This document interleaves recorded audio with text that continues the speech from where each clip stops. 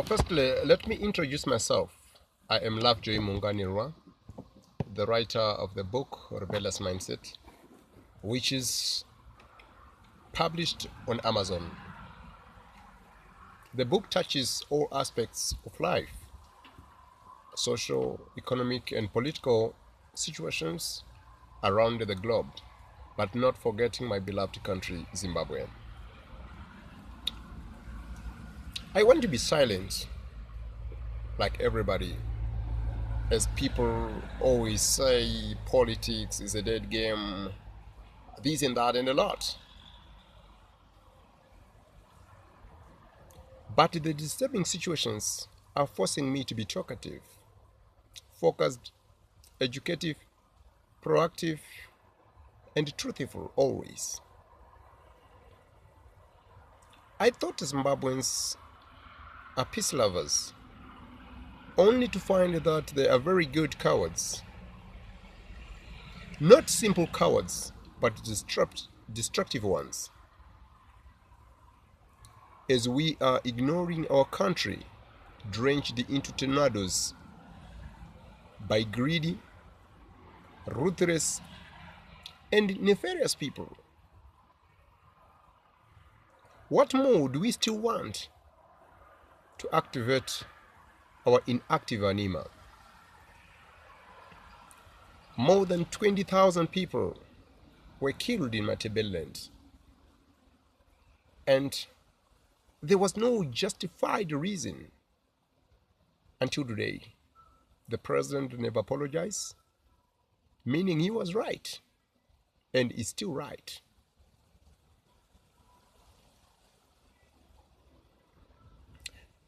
Tongogara, Morris Gumbo, Pamire, Bodagezi, Moven Mahach, Lenmo Jongwe, Solomon Mujuru died questionably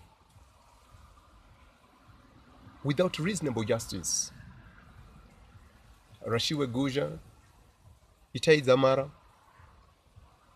just disappeared in a country which is fortified and infested with ruthless intelligence organizations. Our homes were destroyed on Operation Marambachina, and we remain quiet and silent like nothing have happened.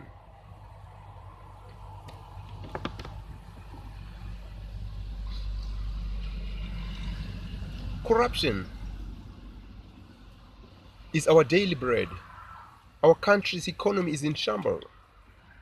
Rule of law is in non-existence. Freedom of expression is like freedom of suppression. Anyone who don't agree with the filth and disgusting system is at risk.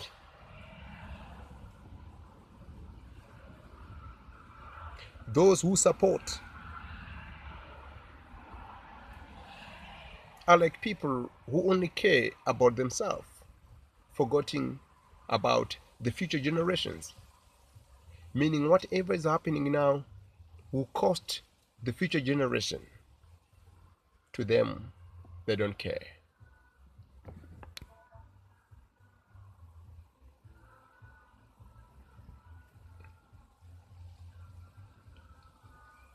Ask Mnangagwa this political game.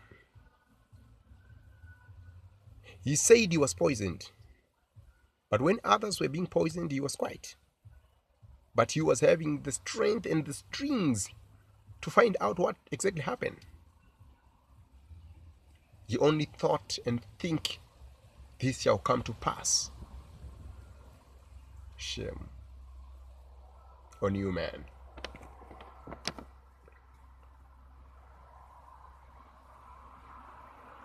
I heard ZANU-PF lost 2008 elections, but Mnangagwa and the generals were the kingpin who installed Mugabe not to relinquish power. It was out of their personal interest that they nullified the democratic elections. I'm not shocked to see Mnangagwa being pushed down the stairs, because they are the ones who mobilized Mugabe, that you can disrespect democracy at whatever cost. Mnangagwa is fighting for his survival, but he was once the masterminder of this hide and seek game. Now he got the rhythm as he is struggling to dodge this grievous whip. I don't know if he is going to succeed, because a lot of guys have failed to dodge this whip. It's a well calculated whip, man. Comrades, unless you open eyes, you destroy your greediness, you swallow your fear. Otherwise, one by one, you are going to be finished. Or one by one, you are going to be forced to go at each other's throat. Let me try to understand the chains of events in order to shade a green light. Joyce Mujuru was hilariously crazy, miraculously find herself nominated being the vice president of a republic.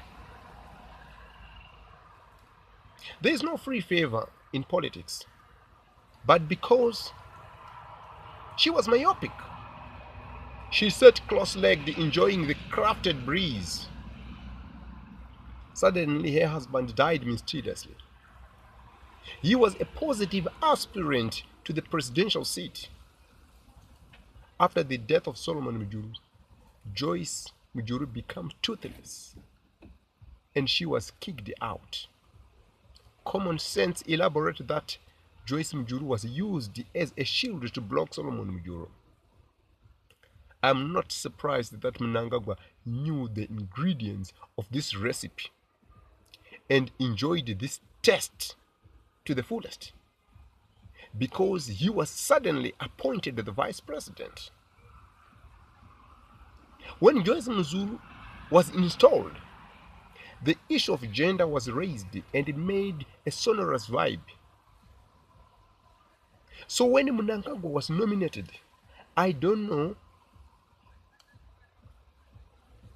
who was going to bury the gender issue. Little did he know that he exposed himself.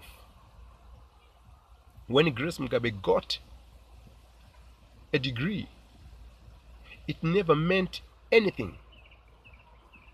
When he took Women's League and intertwined it with the Youth League, Mnangagwa felt nothing.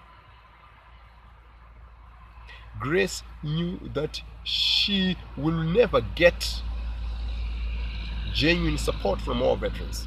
In fact, she don't need them. How many war veterans left? War veterans are just backing toothless bulldogs. Their number is too minimum to push for majority support in whatever they desire.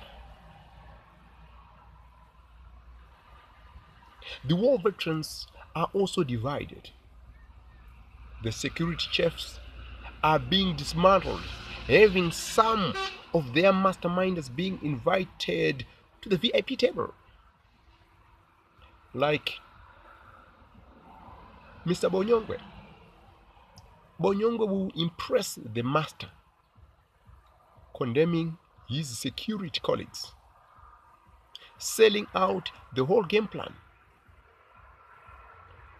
Mnangagwa and his team will go down, meaning he have done his job.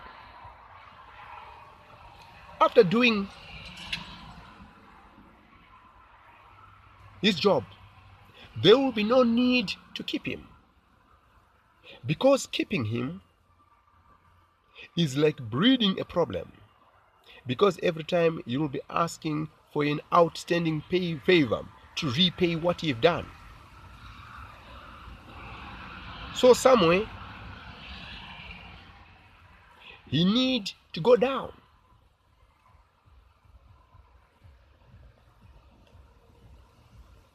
I think these have been happening even during the war of liberation.